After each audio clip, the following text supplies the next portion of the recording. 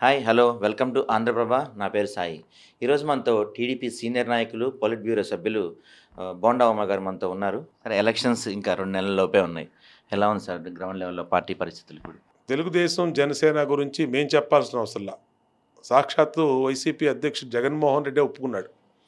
తిరుపతిలో ఇండియా టుడేకి ఇచ్చినటువంటి ఇంటర్వ్యూలో అతని పని అయిపోయింది, నేను హ్యాపీగా ఇంటికి వెళ్ళిపోతున్నాను అని చెప్పి అతనే ఒప్పుకున్నాడు.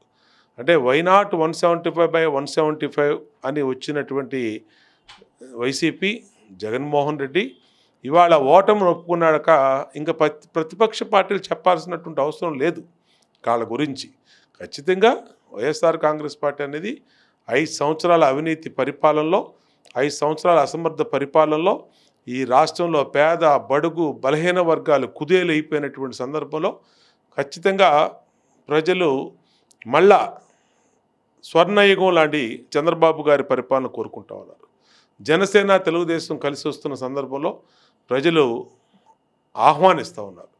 ఎంత త్వరగా ఎన్నికలు వస్తే ఈసారి ఎలా ఉంటుందంటే ఎన్నికలు శ్రీకాకుళం నుంచి ఇచ్చాపురం నుంచి కుప్పం దాకా ఒకటే రిజల్ట్ ఉంటాయి.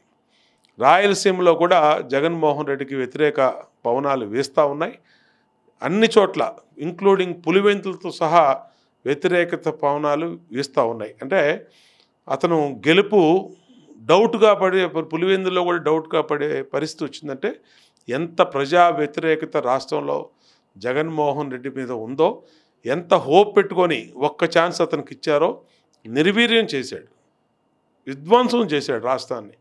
151 సీట్లు ఇచ్చి బ్రహ్మాండంగా పరిపాలన చేయబోయా అంటే అమరావతిని కూల్చేయటం, 3 ముక్కలాట, 3 రాజధానులను ఆడటం, ప్రజావేదికను కూల్చేయటం, ఇసుకని మాఫియా చేయటం, లిక్కర్ని మాఫియా చేయటం, మైన్స్ని మాఫియా చేయటం, అట్లాగే భూములను కొట్టేయటం, అలాగే 3 రాజధానుల పేరు మీద 3 ప్రాంతాల్లో దోచుకోవటం, విశాఖపట్నంలో అంతులేని అవినీతి, ఇవాళ లా అండ్ ఆర్డర్ లేకపోవటం, మహిళల రక్షణ లేకపోవటం, ఎస్సీలకి బీసీలకి రక్షణ లేకపోవటం, ఇవన్నీ కూడా అతని ఓటమికి కారణం అవుతూ ఉన్నాయి.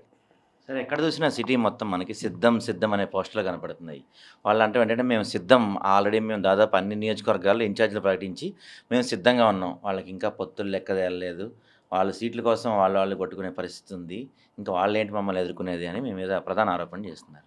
ఇప్పుడు జగన్మోహన్ రెడ్డే నేను ఇంటికి వెళ్ళిపోవడానికి సిద్ధం అని చెప్పి ఇండియా టుడే ఇంటర్వ్యూలో చెప్పాడు. ఇంకా దేనికి సిద్ధం?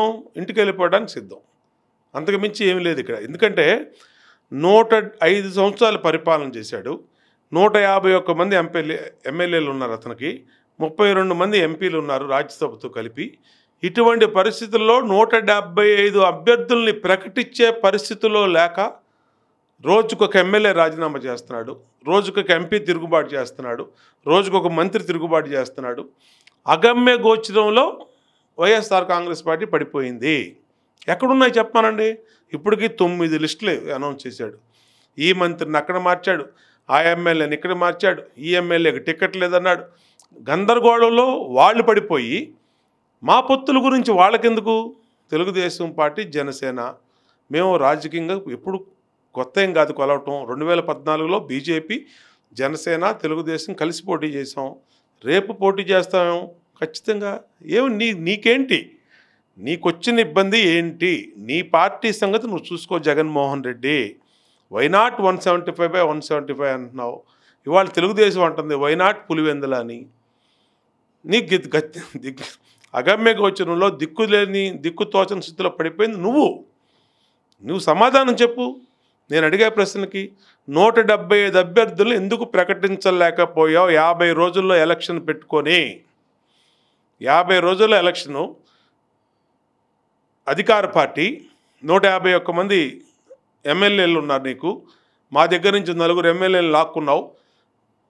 మరి 155 మంది ఎమ్మెల్యేలు ఉన్న నీకు 175 మంది అభ్యర్థులే కొరకు అయినటువంటి స్థితిలో వైఎస్ఆర్ కాంగ్రెస్ పార్టీ పని అయిపోయింది. ఇది బోండా ఉమ గారు. ఈసారి ఎట్టి పరిస్థితుల్లో విజయవాడ సెంట్రల్ నుంచి ఆయన పోటీ చేస్తానని చెప్తున్నారు. కెమెరామెన్ ప్రసాద్తో సాయి, ఆంధ్రప్రభ.